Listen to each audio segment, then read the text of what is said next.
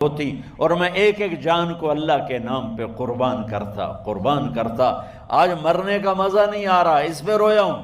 تو بادشاہ اتنا حیران ہوا، انہوں نے کہا تو میرا ماتھا چوم دے اور میں تمہیں آزاد کرتا ہوں. تو اس کا ماتھا چوما، انہوں نے چھوڑ دیا. 2000 سال پیچھے چلے جائیں، فرعون دنیا کا واحد انسان ہے جس نے کہا انا ربکم الاعلی، میں سب سے بڑا رب ہوں. اور اپنے آپ کے رب ہونے کا دعویٰ انسانوں میں صرف فرعون کا ہے. اس کی باندی مسلمان ہو گئی، موسیٰ علیہ السلام کا کلمہ پڑھ لیا، ایمان چھپتا نہیں، وہ پتہ چل گیا. فرعون نے اس کو پکڑوایا. اس کی 2 بچیاں، ایک دودھ پیتی ایک ساتھ چلتی، اور اس نے اپنے دربار میں کڑاہ میں تیل ڈلوایا، نیچے آگ لگوائی، تیل ابلنے لگا.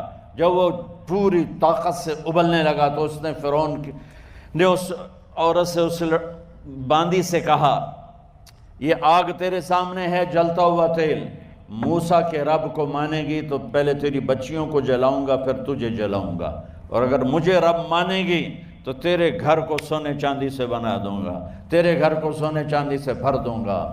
اللہ کا پا لینا یہ میری آپ سب کی معراج ہے، اور اللہ کو کھو دینا میرے آپ سب کے لیے ہلاکت اور تباہی ہے. سنو اس نے کیا کہا. اللہ نے اپنی محبت کو ماں سے تشبیہ دی ہے، باپ سے نہیں دی. اور چھوٹا بچہ زیادہ ممتا کو لیتا ہے. وہ کہنے لگی فرعون یہ تو میری 2 ہیں، میری 100 ہوتی تو اللہ کے نام پہ آج میں قربان کر دیتی. فَقْضِ مَا أَنْتَ قَاضٍ، کر جو تجھے کرنا ہے. تو پاگل ہو گیا، غصے میں کہنے لگا اس کی بڑی بیٹی کو ڈال دو. تو انہوں نے اس کو یوں ٹانگوں سے پکڑا اور وہ چیختی چلاتی ہوئی تھی.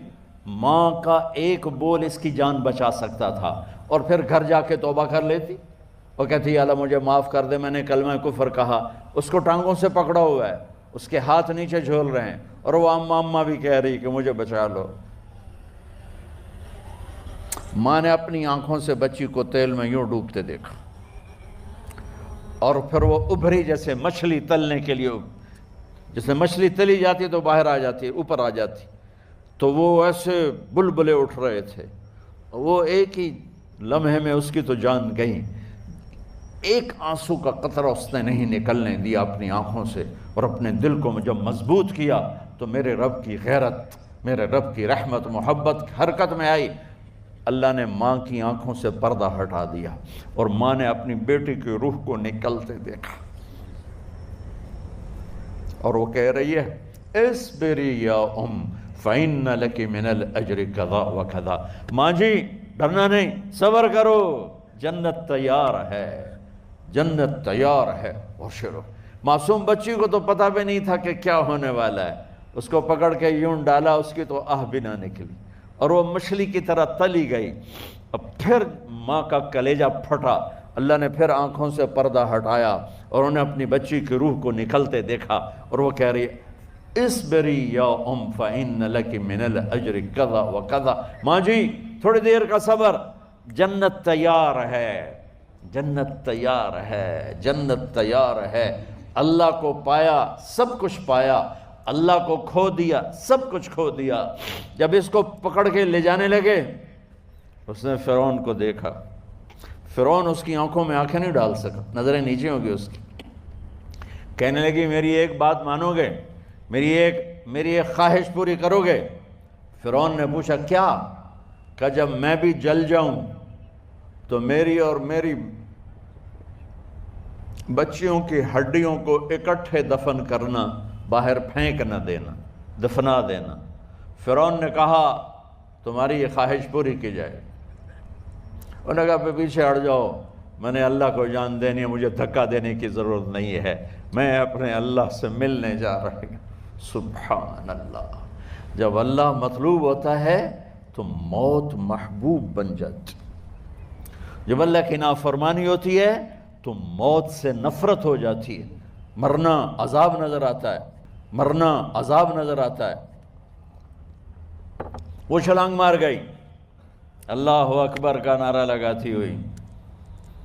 ہڈیاں ادھڑ گئیں، گوشت ادھڑ گیا، ہڈیاں باقی رہ گئیں. فرعون نے کہا ایک ہی جگہ ڈال دو، سب کو دفن کر دو. دفن 2000 سال کے بعد بچوں بچیوں 2000 سال کے بعد موسیٰ علیہ السلام کے 2000 سال کے بعد جناب رسول اللہ صلی اللہ علیہ وسلم دنیا میں تشریف لائے۔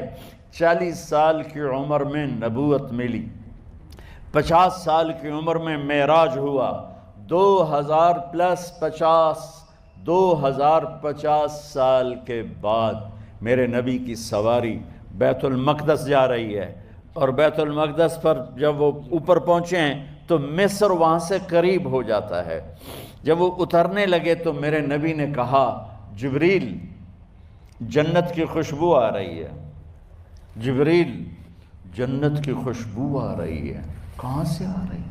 ابھی تو جنت اوپر ہے، ابھی تو اوپر جانا ہے، تو یہ زمین سے جنت کی خوشبو کیا آ رہی ہے؟ تو جبریل نے عرض کی یا رسول اللہ فرعون کی ایک باندی تھی جو اللہ سے سودا کر گئی جان کا اور اپنی بچیوں کا، اس کی بچیوں کی ہڈیوں کو جہاں دفن کیا گیا ہے، یہ خوشبو جس دن انہیں دفن کیا تھا اس دن سے لے کر آج تک یہ خوشبو آ رہی ہے اور یہ قیامت تک آتی رہے گی۔ اللہ اپنے نام پہ قربان ہونے والوں کی یوں قیمت لگاتا ہے، پہلے اپنی منزل طے کرو، پہلے اپنی منزل طے کرو، پہلے اپنی منزل طے کرو کہ مجھے اپنی زندگی کی سے لینا کیا ہے، مجھے اللہ کو پانا ہے، مجھے اللہ کو پانا ہے۔ میں نے اللہ کی قسم اگر اللہ راضی ہے تو پھر موت سے بڑھ کر کوئی تحفہ نہیں، اس سے بڑھ کر کوئی خوبصورت پیغام نہیں، اور اگر اللہ ناراض ہے تو موت سے خوفناک کوئی پیغام نہیں۔ عمر بن عبدالعزیز 3 بر اعظم پر حکومت کی، عمر بن عبدالعزیز، بنو امیہ، مروان 9 مہینے حکومت کی، اس کا بیٹا عبد الملک بن مروان 21 برس حکومت کی، اس کا بیٹا ولید 10 سال حکومت کی، اس کا بیٹا سلیمان 2.5 سال حکومت کی۔ اسی تخت پر بیٹھے عمر بن عبدالعزیز۔ پہلے چاروں نے اللہ کے شریعت کو قربان کیا حکومت کے لیے۔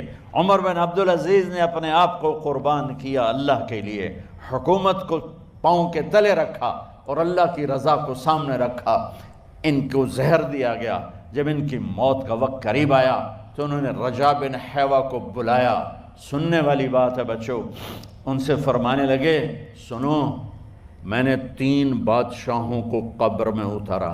اب بچیاں تو قبرستان جاتی نہیں، ہم تو اپنے ہاتھوں سے قبر میں اتارتے ہیں اور اوپر مٹی ڈالتے ہیں اور اوپر اینٹیں ڈالتے ہیں اور پھر منو مٹی میں دبا کے واپس آتے ہیں۔ یہ منظر آپ بچیوں کے تو دیکھنے کا بھی نہیں ہے۔ وہ کہنے لگے میں نے 3 بادشاہوں کو مٹی میں ڈالا، لیکن ان کے کفن کی گرہ کو جب کھول کے دیکھا تو ان کے چہرے قبلے سے ہٹ چکے تھے اور رنگ ان کے کالے پڑ چکے تھے۔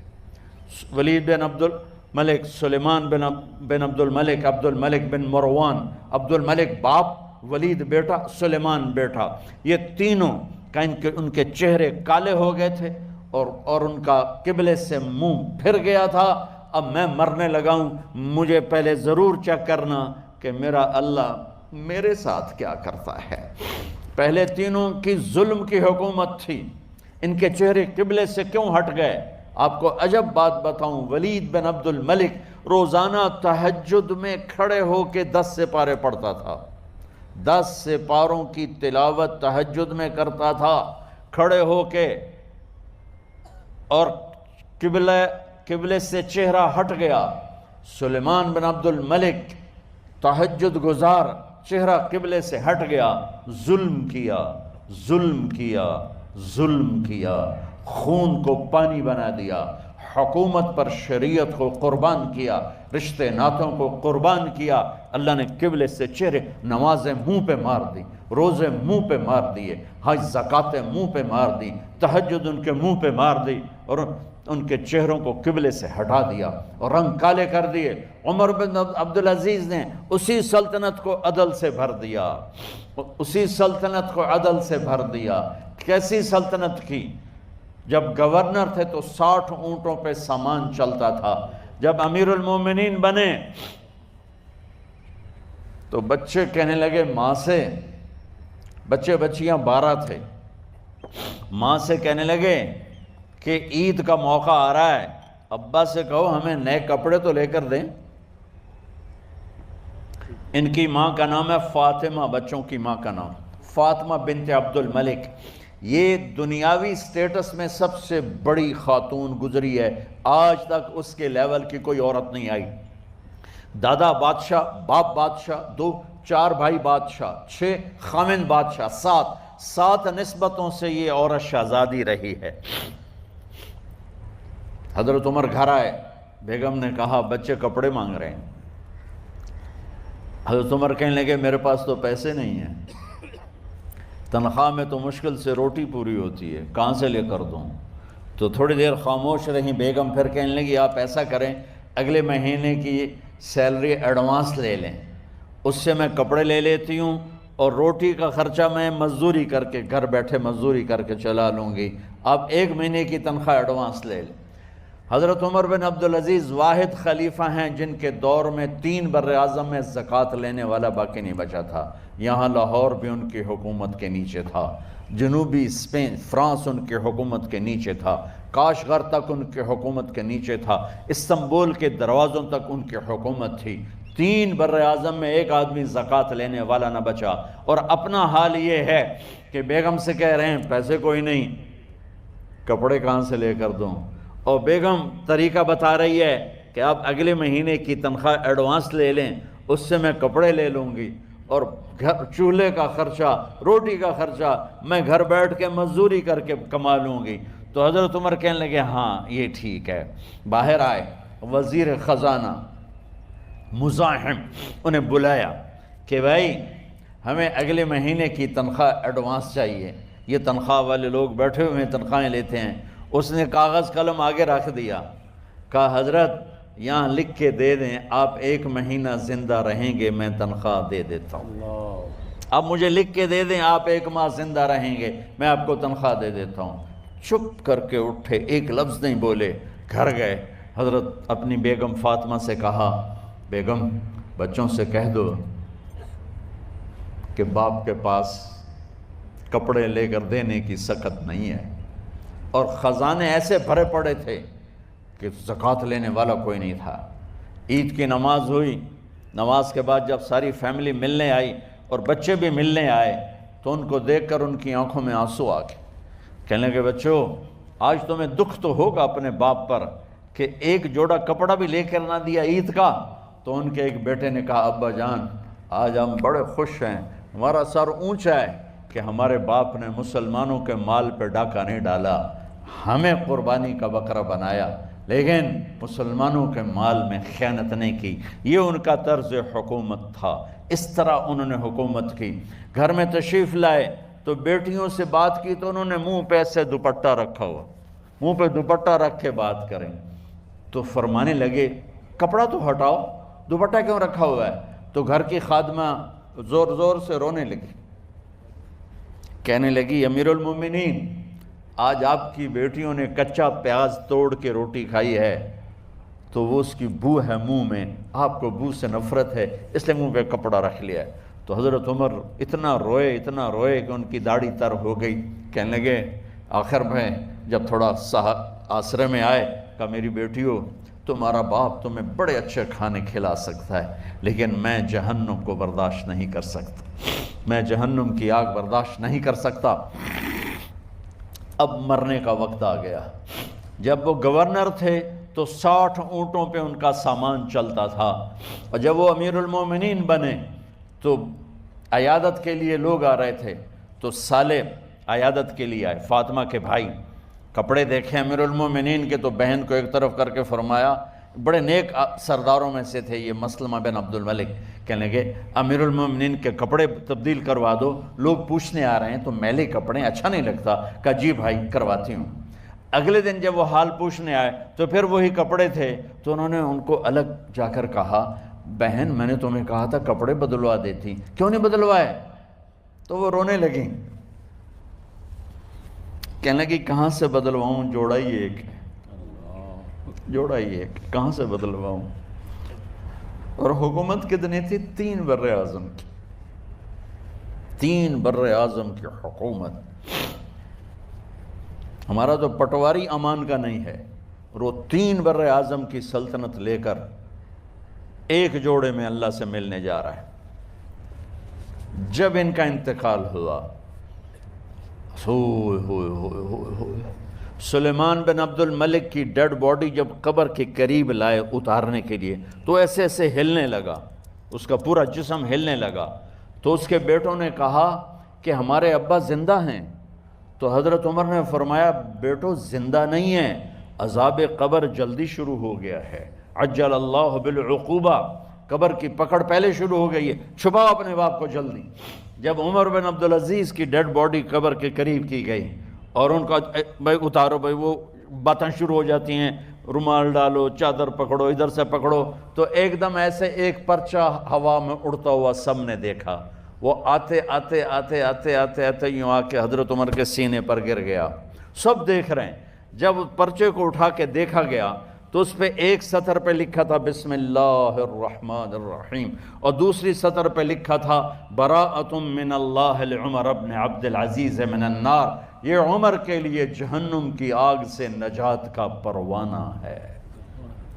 3 بر اعظم کی سلطنت لے کر وہ جنت کا پروانہ لے کر دنیا سے گئے. جب ان کو قبر میں اتارا گیا تو انہوں نے رجا بن حیوہ سے فرمایا تھا 3 بادشاہوں کے چہرے دیکھے قبلے سے پھر گئے، رنگ کالے پڑ گئے، مجھے تم نے دیکھنا ہے کہ کیا ہوتا ہے.